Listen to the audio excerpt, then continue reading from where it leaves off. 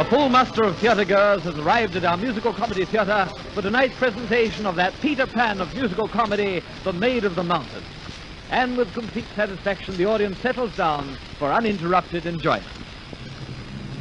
Its appetite for the pleasant Fraser-Simpson melodies is unimpaired by familiarity, 2 world wars, and global changes in taste and tempo. The Maid of the Mountain.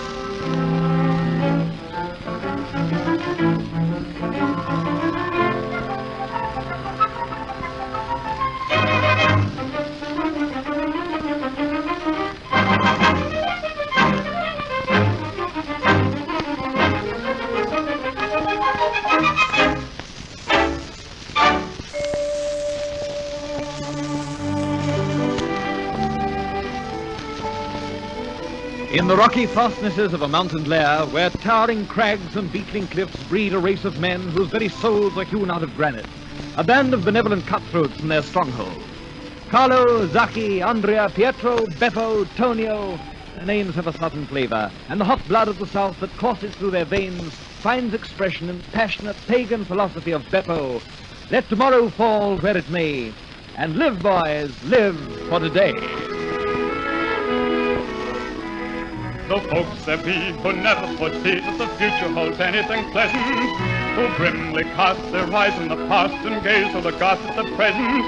The golden rule for sage or fool, for prince or poet or peasant, is come what may at work or play, to live, just live for today. Sing a hey, sing a ho, there's no time like the present. Sing a ho, sing a hey, there's no day like today.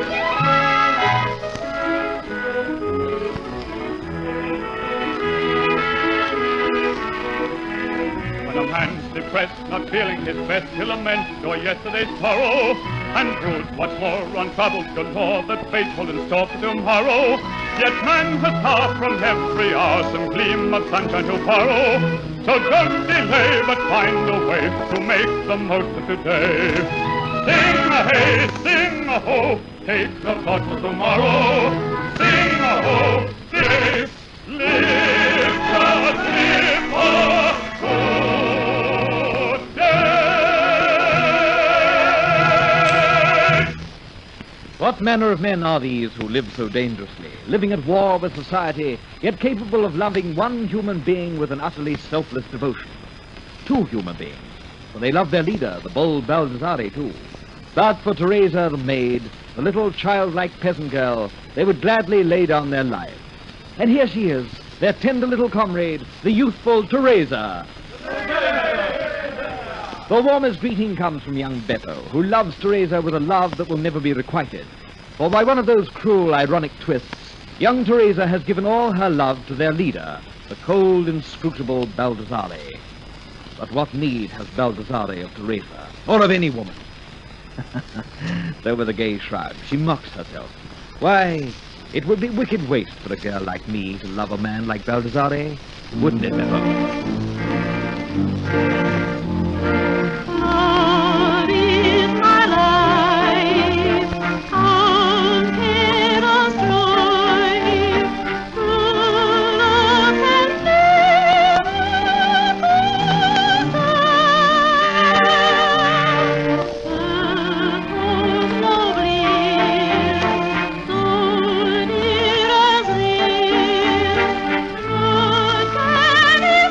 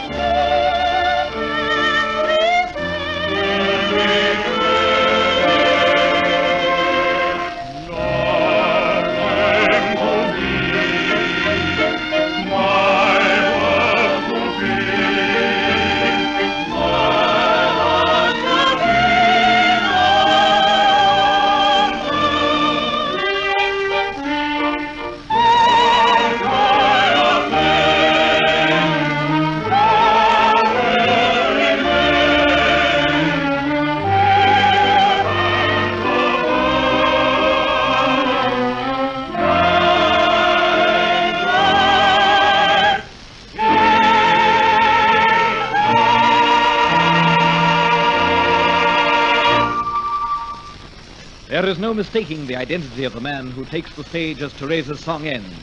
He is a rough, untidily dressed fellow, tall and commanding, with an excellent figure and an impeccable accent.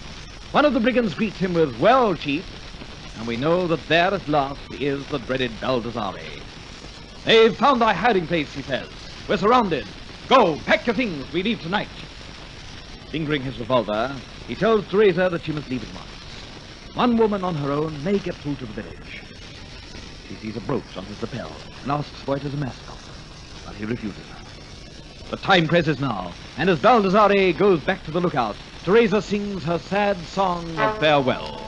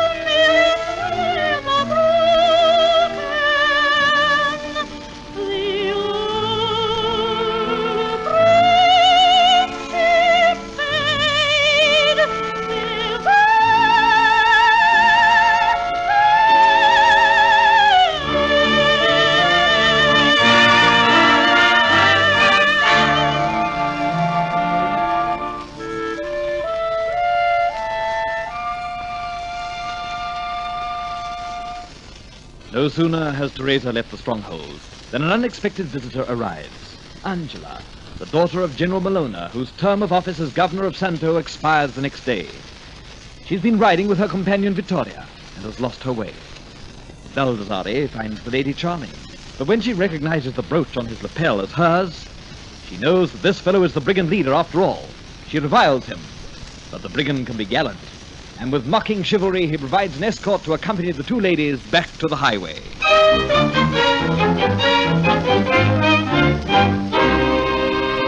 But this is no time for gallantry, Baldassare. Teresa has been captured by the governor's men. Only a brilliant strategy can save her. The new governor is on his way to Santo now. No one in Santo has ever seen him before. So why not hold up his coach, seize the governor and his papers, and I, Baldassare, will enter Santo in his place. You brigands will be my entourage.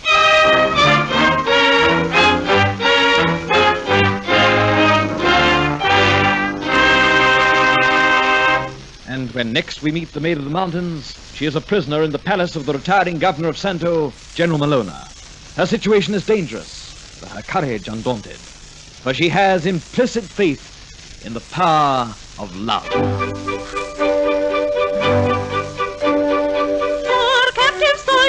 I might be rich and free if I would but betray the friends who trust in me. Plain is the way of your cunning thieves. What care I money for reprieves? For I was rich and don't forget there's honor among thieves.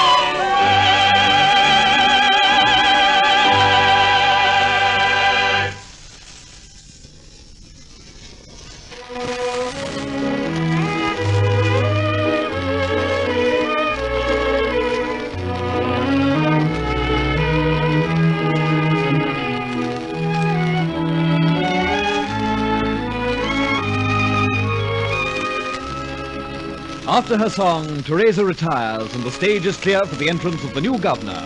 The crowd rush on, wild cheers of "Long live the new governor." And here is Baldassare, magnificent in his stolen raiment and minus his brigand's beard, unrecognizable. What has happened to the real governor is left unexplained. But alas for poor Teresa. It's a bitter pill for the maid when Beppo tells her that Baldassare has eyes for no one but the general's daughter. But she still loves him, just as ardently as Beppo loves her. Two people in love, two people unloved. Both dream of a paradise for two.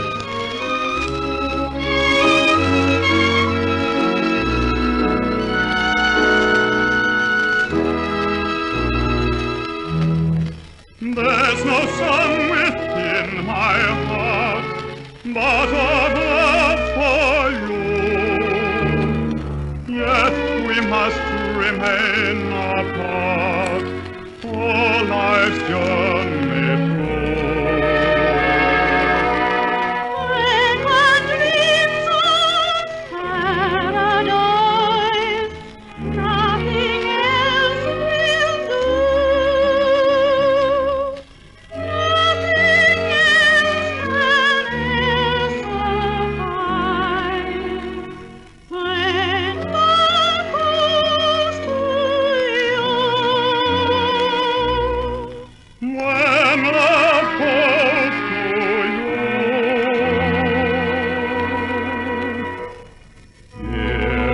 if I only held the key to your heart, I'd give you the key to mine.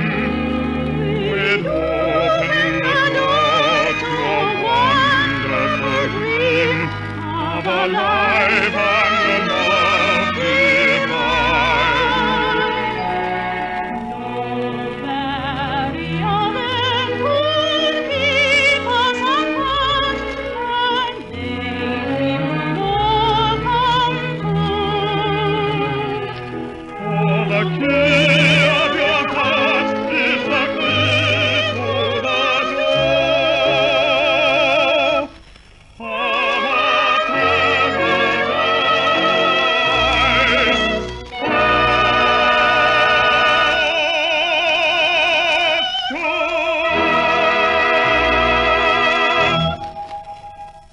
Comedy relief to the bittersweet theme of love unrequited is brought by the complications that arise when Vittoria, Angela's companion, recognizes Tonio, one of the less bloodthirsty brigands, as her husband, who was presumed to have lost his life some years before while bathing. It's Tonio, all right, but he manages to put her off the scent, as he prefers brigandage to bondage any day. And to music, they make some sprightly observations on the peccadillos of husbands and wives. I used to trust my husband, though I know the neighbors talk. It don't take much to set the neighbors talking. But now I found him out, the biggest rogue that ever walked. Oh, don't say that, I'm sure he hated walking. To please this gay deceiver, I worked just like a beaver. And he perhaps was busy damning too. All his follies I forgave, for I thought him, oh, so brave. He must have been. Indeed. He married you. Oh, marriage, what a fate! Oh, blessed single state. Husbands and wives think of their lives, always together in every sort of weather. I wonder how in thunder anyone survives. When the wives suspect the husband, And the husbands fool the wives. Husbands and wives, wonderful lives. When they're together, it's always lovely weather. sunshiny when their tiny family arrives. If the wives adore the husbands, And the husbands spoil their wives. As the last refrain ends, they go swiftly into a dance duo which is full of good, rough fun, and ends with Vittoria carrying Tonio off the stage, a piece of business that invariably brings down the house. By now, the inevitable second act carnival is well underway. Beppo, quickly reconciled to love unrequited, enters surrounded by a bevy of beautiful girls, and, sensible fellow, is so captivated by them all that although he's loved and lost, he doesn't care. Now he'll be able to love them all. So he says, a bachelor gay am I, though I've suffered from Cupid's darts. But never I vow will I set I, in spite of an aching heart. For a man who has loves a girl or two, that the fact must be confessed. He always swears the whole day through to every girl he tries to woo, that he loves her father best.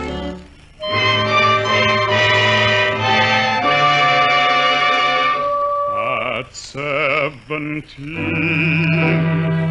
he falls in love quite madly, with eyes of tender blue. At 24, he gets it rather badly, with eyes of a different hue. At 35, you'll find him flirting sadly with 2 or 3 or more. When he fancies he is past love, it is then he meets his last love. And he loves her as he's never loved before. At 17, he falls in love quite madly, with eyes of tender blue. At 24, he gets it rather badly, with eyes of a different hue. At 35, you'll find him flirting sadly with 2 or 3 or more. When he fancies he is past love, it is then he meets his last love, and he loves her as he's never loved before. well, the upshot of it all is that Teresa, with all that hot southern blood and stuff in her veins, tormented by jealousy and mad as a hornet, flings out an accusing finger at the supposed new governor and says shrilly, "There he is! There's Baldassare!" The crowd gasps, the soldiers rush forward and seize the bold masquerader. Teresa totters, then goes crashing to the floor. Which, when you come to think of it, is a pretty smooth way of bringing down the second act curtain, if not strikingly original.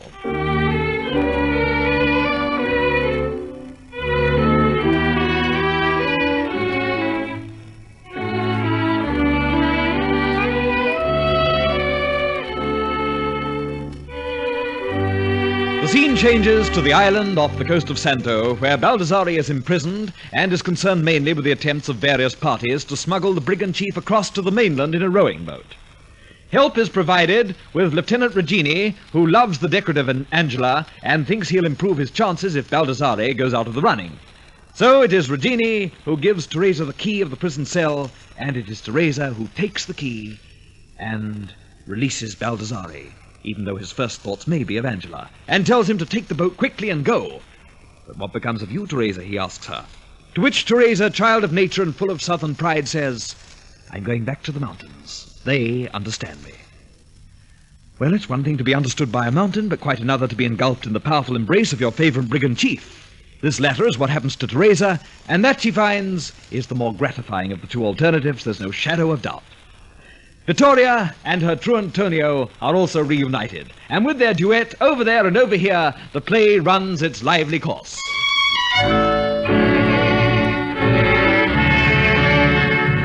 I should feel quite broken-hearted when my loved one's far away. When my darling has departed, then the outlook will be grey. Though your path with hardships bristles, and your life's a bed of thistles, you may write me long epistles. I shall cable every day. Think of me, your lonely sitting in a flat that's meant for two. You must start a bit of knitting. It's the only thing to do. Work me sing the great consoler. Of course. I shall buy a pianola. When I push the prison roller, I shall always think of you, my dear. For when you're over there and when I'm over here, oh, the world will be bare and the prospect drear. For when you're over here and when I'm over there, I shall gaze with a tear at your empty chair. Darling, it's a sad, sad life for a man and his wife. When one's over there and when one's over here. Over there. Over here. Oh, dear. For when you're over here and I'm over there, any small souvenir I shall guard with care. Yes, when I'm over there and when you're over here, I shall tear out my hair by the roots I fear. It's a sad, sad life for a man and his wife. When one's over there and when one's over here. Over there. Over here. Oh, dear. Darling. But we can't bring down the curtain on a mere duet in musical comedy, so everyone on stage, please, for the finale.